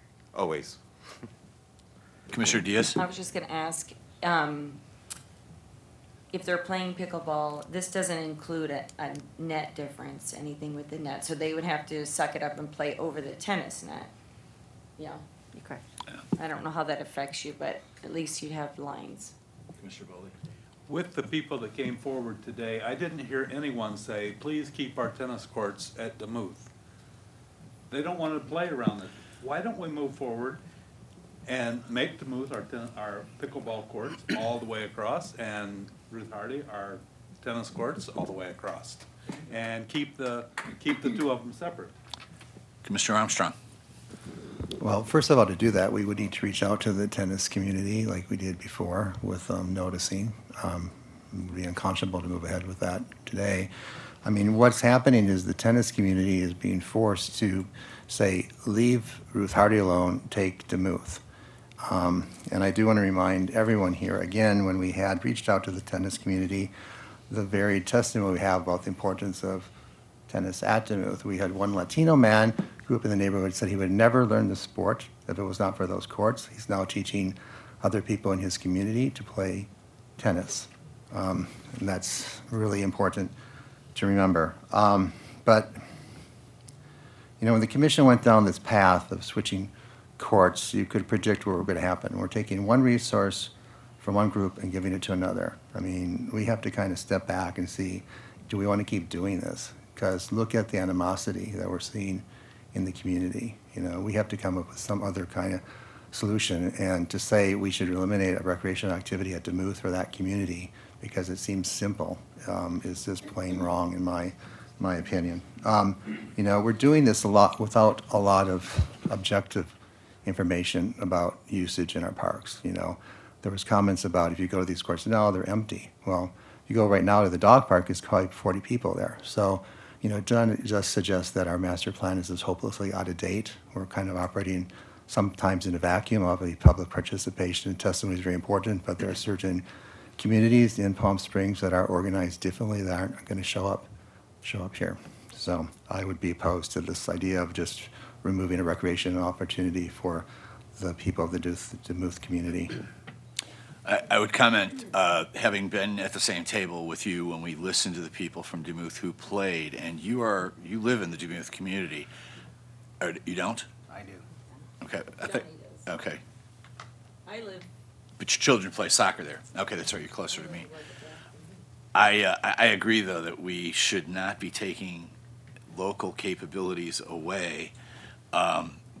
But I know that we've looked to Vicki to try to give us a cost of what it would take to build 2 courts with lights and do the conversion and come up, what's that dollar amount, so that we can start knocking on doors and asking for money. There is money in this valley. Now, it's not like we could get that done in 2 weeks, but we have somebody on staff whose job it is to raise money. We could certainly be talking about that. So we do need the costs, and we need the subcommittee to take a look at that. Commissioner Pace. So do we actually have those costs? Because that was brought up like 3 meetings ago. No, we don't. Okay. All I have is I know the conversion cost, but not exact cost for building, and did we want to put lights on courts or not? And Do that's they where- currently that's where have you're- lights there, or? Yes. Yes. Okay. Yeah, that's what we would But need I Yes, don't but think- they need some work too, those lights. That's been, yeah. Commissioner Goodman. I just have a few things. One question, I'm just not familiar with it. Are there blended lines currently at Demuth Park for pickleball? There's only one court. The Far East Court, when they were resurfaced in 2008, the previous director asked to have a pickleball court overlay onto that court. So the Far East Court does have an overlay for pickleball. And it would be consistent with this blended Yes. lining? Right. Okay. And so one of the things that it says in here is that it needs to be down by July 31st, and there needs to be feedback by August 20th. And I'm not quite sure what that feedback means, but it really is the height of summer season. And if feedback includes any kind of usage, I can only imagine, since there are pickleballs going indoors for the summer, we might not, I would say we should find out a little bit more about what the standard is and what would be needed. So I'd be just curious about that. Then I want to also say that I would suspect that everybody in the room voted for more money for parks through the state of California. And I would be led to believe that there's going to be an increase of money for parks. And I've actually seen quite a bit of money come into parks with our neighboring city, in Cathedral City. I've been very impressed with that. And I actually haven't heard one thing, and that is, how many courts do we really need? It did come up today that with the increase of participation, facilities around bathrooms and other things would be required. And so I'm very curious to know, how many courts do we actually need to accommodate the growth of the sport, the current need and the growth? That would be one thing. The other thing is I want to share is I'm very disappointed that the conversation always ends up to be hijacking one sport for another and pitching one community after another. To me, this is not a solution. It's not the way, I don't think any of us came to Palm Springs to be able to live a better life, and this is where we're ending up. And so I want to propose that we look at a pickleball center, that we look at something that is modest, that fits into the scale of what our other centers look like. We look at land, we look inside of our current parks, and see where we can develop a pickleball resource center with the appropriate number of courts, something maybe modest like the skateboard park, where the skateboard has a wonderful little facility and it's cool and they sell water and there might be some restrooms or something. So that is my proposal to the group, and it's really to have us think outside the box. And Christy pledged her commitment to working together, and I'd like to sit down with the pickleball community and really see what would our expense be, what is our cost, how we can accommodate it all. And I'd like to keep the tennis courts as tennis courts for the reason that they were created. And I will tell you that during season, you can't even, as a tennis player, you can't get on the tennis courts at Ruth Hardy Park. And it's shy of wars going on over there, of playing and who gets on and people doing sets. And I think there's room for everybody. Is this time to talk about staffing for, are we approved for staff or as a result of?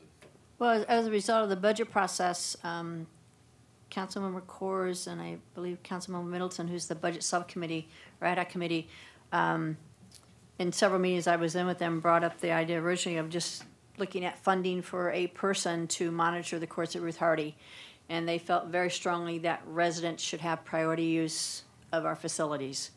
And so going into actually the last council meeting, when they were doing the budget a couple weeks ago, they've now approved additional funding, $100,000 to look at not only for Ruth Hardy, but having a person for Demuth Park as well to monitor the courts there.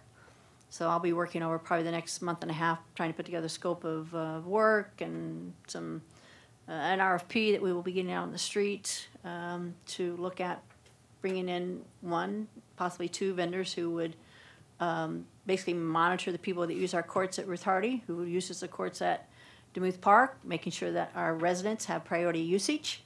Since the Plaza Racquet Club has gone away, they were very good about arranging games for people new in the town, needed somebody to play, and they can match them up with somebody at their playing level. And so that was probably some of the direction we're looking for at both of those facilities. So, I know that, we have a lot of tourists who come in town, and I did get a lot of emails from tennis players and some pickleball players, and there's one email that I got that the individual stated they come here every year for the BNP. They love coming to Palm Springs, and they make kind of Ruth Hardy kind of their place to go play. And if it's going to continue where the city would be turning that over to pickleball, then they will look for another city to stay and play tennis in instead of coming back to Palm Springs. So, Commissioner Pace? Will this scope of work for the individual be including statistics on, how many games are going through, things like that? Stuff that we haven't really collected before that would help us to try and at least garner our services for the people that are coming to use them? well, the main concern will be someone controlling who's actually using the courts. Maybe you have to, if you're a resident, you can call 48 hours ahead of time and maybe book a court. So you're going to have court number 1 at 7 o'clock in the morning, and your group will be the ones on that group, court. I mean, I don't know. It's just right now just starting to think about how we're going to do that. Right. Did the old racket club actually have something like this? Yes. Okay. Yeah. So they actually did. They, people you had to call. You had to call in. You wanted to rent a court, or you could walk in and rent a court if no one was on courts. They arranged for games and matches. Obviously, they had a little pro shop there where they could, restring your rackets, sell your balls, sell your clothing. Was part of this from the budget subcommittee to do the same kind of principle, but without a rental fee, that they would just be able to book the court because they are a resident? I think it was, there was no talk of having any fees, but that they would be, potentially maybe we'd look at them getting a resident. They'd have to have an ID card to know that they're a resident, like with their annual membership. So, that details haven't been all worked out, but my main focus is going to be what would the scope of service, what's the expectation, what do you want that person to be able to do? And it would be really, really during season, so you'd probably maybe look at mid-September through maybe mid to late May. And basically hours probably 7 to 2, because that's probably during the season, the majority of when the courts are actually active the most. Anytime after that, they would be free play, so. Commissioner Navarro? A couple of things. I also keep going back to the main question of how many courts is it going to take? Because even, and I'm not in favor of it, if we were to consider the last tennis court in Demuth, are we going to see them again 6 months from now saying that they're out there and it's full out of capacity and they want another one? So going back to the master plan, yes, it's so outdated, and I brought this up before of the survey of being able to survey our community of to see who's using what and what it's being used for. I just want to throw that back out there that we really need to consider that going forward, because we'll get more of a voice from other community members that perhaps can't come here because they're working or they have other things that they're doing. And then lastly, just we have our liaison here, Councilmember Holstich. Now we could utilize her more than, you know, what we have in the past, especially with this topic, because it's so, it seems like it's just been with us for such a long time that we really need to reach out to her and maybe Councilmember Kors to see what funds we're gonna be getting, if any, and use that route as well. But I just wanna bring back to the table of having that conversation of how many courts will it take for them to be good and not having to feel that they need another one couple months from now. So did we replace Carol? Yeah, in the subcommittee. Yeah. And is that? That's me. Johnny? Well. Okay, so what I'm gonna ask is that the subcommittee take this on, but my hope is that we don't. It was Sid, myself, and Carol, and now it's just me, Sid, so it's me and Johnny. Okay, so it's Ellen has stepped forward as well as Johnny, but the concern I have is I don't want to build the Taj Mahal and wait 10 years for it. I think if we want to build the Taj Mahal, let's run that one parallel to solving a short-term problem. And, you know, if this were an easy thing to think through,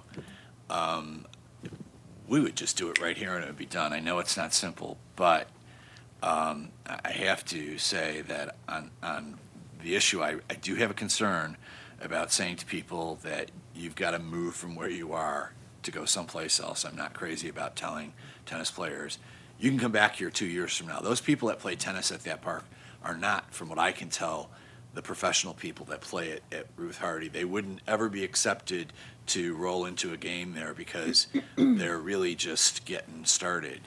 So I don't want to, you know, try to introduce that. I'm hoping that we won't cause that to happen. So, Commissioner Pace. Would it be possible to kind of reach an agreement, not a vote of anything, but for their goals to be that the consensus is we don't want to eliminate tennis from any particular part where it already exists, where we'd like to add pickleball, whether a pickleball facility is added to what we already have as the 8 courts. Can we agree on that as a direction for the subcommittee? Because so far, most of the people who have spoken have at least agreed on most of those points. Can you say that again? I wasn't clear what you said. That we're not trying to eliminate any of the courts that currently exist. So the tennis courts in Demuth, protected. The tennis courts in Ruth Hardy, protected. The pickleball courts in Demuth, protected. But we're exploring options of where to add pickleball courts. And from what I understand, far enough away from tennis people that there's not the animosity that goes on. Whether that's one side or the other, there's animosity. We've had it in here 3 meetings ago with them heckling each other back and forth. So, you know, whatever we explore, we're all in consensus of what we'd like to see to preserve, and then what can we add to. Because of the numbers, I can't sit on the committee. The 3 of you will have to, but I will tell you I will work to knock on doors looking for funds once we know what it would cost, if you can come up with the cost. You know, grant writing, whatever we need to do, but I'm just hoping that we can do, again, we could do the Taj Mahal, but let's try to solve short and fast. Well, Commissioner I'll Colorado. tell you what, the pickleball community is a very strong community, and by, you know, the times that I've spent with them, they're ready to go. There's money out there. So there's something we need to do because this is, it's ongoing. So we need, I'm not saying build a Taj Mahal, but we need to do something. So. Well, we have building height zones, so electric units. So. But the one thing I want to be careful of, I've talked to pickleball players who say, we're all for coming up with $10,000 to convert these courts. That's not what needs to be done. We need to build 2 courts that are tennis and convert. So it's the combination of the two. So if you've got people ready to do that kind of fundraising, I'm there to help. Well, we've got some people in the community that can help with that. I do know that. The other thing about the Ruth Hardy thing, I was there the day that there was a scuffle. And I'll tell you what, the tennis players don't use the 2 tennis courts that the pickleball people took over. So, you know, I'm just a You say they commissioner. don't, but I walk that park every day, and I see people They do. playing there. In fact, I was there and introduced a player who plays alone against the wall, and he was fine, but he said, "Yeah, I do play against the wall," and that area was occupied. There is no other wall that he can use. So, you know, what happened there eliminated the opportunity for people, and that's not the way we want to do it. We really do need to solve the major problem. So, yes, Commissioner. I don't remember hearing it. I might have not come in time. Is there going to be a consensus around Ruth Hardy's courts? Is Ruth Hardy now a dual experience? Was that given permission? Okay, and then, No. so that's a no. No one's been given any permission to do pickleball there, tape the courts. No one's been given any permission. No one's even come and asked. Got it. Other than when they had the first event there, someone asked it was such a great experience. I want to move my pickleball tournaments from the fall to Ruth Hardy Park. Right. From Demuth. Okay, so that that's was the a only request request.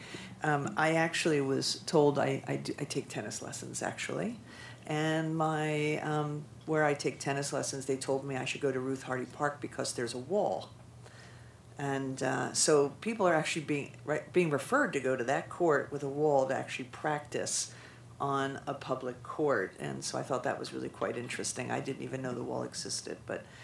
I really want to go back to something Commissioner Pace said, and I like that, and that is safeguarding the sport areas that exist.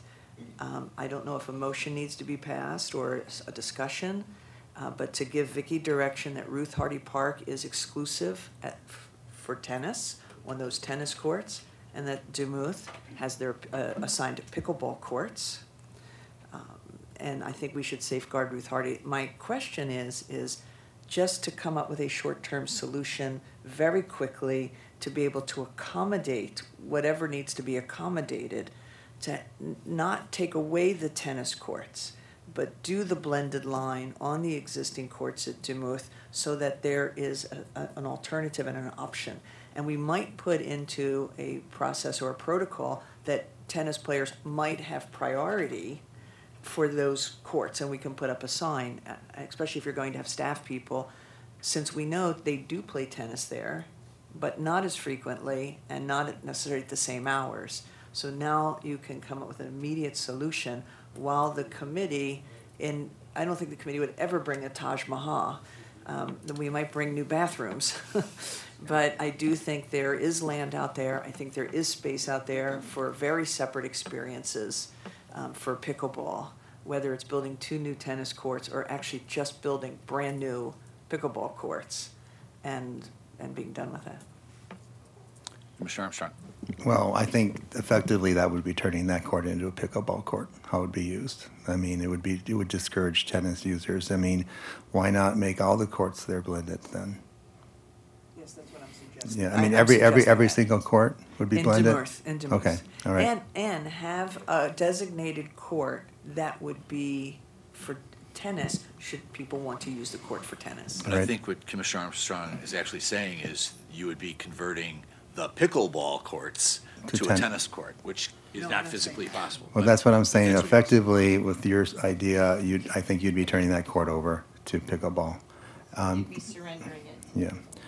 If you're suggesting that we blend every court, that every court could be a tennis court again, so I think basically we would be putting that court as a pickleball court.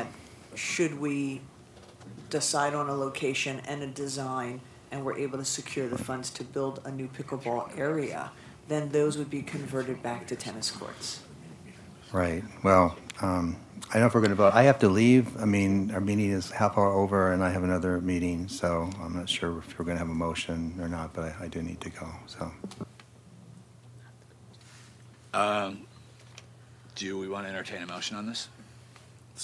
I think the only motion would be the committee, the structure of the committee and the direction Well, that the committee would go in. I don't The committee I can appoint, that's not an issue, but I No, think, but the direction of what Trent was saying. To protect To the protect, party. and that the committee go out and look and to see what the alternatives. But is that an actual motion or just advising? Isn't there supposed to be public comment? No. They were the earlier. public comments were at the beginning of the meeting, and that's the public comment. No. No, this isn't a hearing. No, and it's not city council, so it's absolutely limited there. Sorry. Yes? The retaping at Ruth Hardy, that's really something that's against the law for them to be doing, changing it. That's like defacing the property to put that down if it's not changing it. So I don't know if there's anything we need to do. That's not ours, is it? That's true. It is defacing city property because it is being changed and it left behind. Without permission. We have permission from Vicky. We've done it 10 times. At Ruth Hardy? I'm not giving you permission at all at Ruth Hardy Every Park. turn Not at we- Ruth Hardy Park. we Not at Ruth Hardy take Park. lines 10 times. So At this is Duluth. not an At open Duluth, you have, hearing, yes, so. but not at Ruth we- Hardy Park. You've not ever I don't asked for think we- permission. Yeah, we're not entertaining comments. So, at this point, I don't think we need a motion. I think the committee has its directions, and we'll report back at the next Okay. meeting of what we have found. We will meet with the pickleball community, and we will sit and have conversations, and I think we'll be able to work all of this out together. we are. That's my suggestion. We're fine with that. We're well past where we probably need to stop, but do we have something we owe on recreation fees before tomorrow night's meeting? The update on the downtown park and the business cards can hold No, off.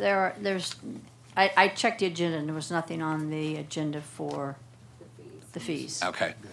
So real quickly, downtown park, here is a sample of it. The design is 50% through. 6 weeks from the date of that meeting, about a week and a half ago, they will be completed with the design. So these are the design elements. You're free to feel free to look at them. No, not really, but deeper explanations of things. And with that being said, real quickly, any commissioner comments or requests for things to be added to the agenda for the next meeting? Yes, Commissioner Diaz. Can we discuss what do you call him? City Manager Reddy said about the restrooms? Yes. Actually, you know what? I probably do need to go ahead and appoint that subcommittee really quickly. And volunteers for that subcommittee? Miguel?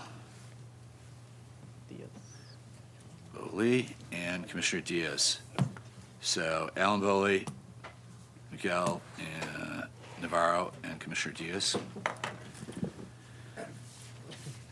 With that being said, thank you very much. This was, Commissioner Case, I was saying we were going to pass on them unless, go ahead. Well, no, it actually ties into that. There are current items on the budget that are for the public restroom renovations. Can we find out what those numbers are for that committee? Sure. In fact, you probably have a copy of that budget item. I can pull up my staff, I don't know if I have the current staff report, but I can get the numbers. Okay, 'cause What was all like information? I had a copy of it, but I don't know if it's the most current, so we could probably get that from finance. Hey, Les? Yes. Can we put on for the agenda next month for the naming of the field? Yes, to discuss. Let's discuss that. Naming of the Field 6 for. Mr. Goodman? For Doherty. Mr. Bowley? Go. Nope. With that being said, thank you very much. Excellent meeting. I apologize for how long it ran, but I don't think we could have cut any shorter. We got a lot done today. Closing the meeting until the next general meeting.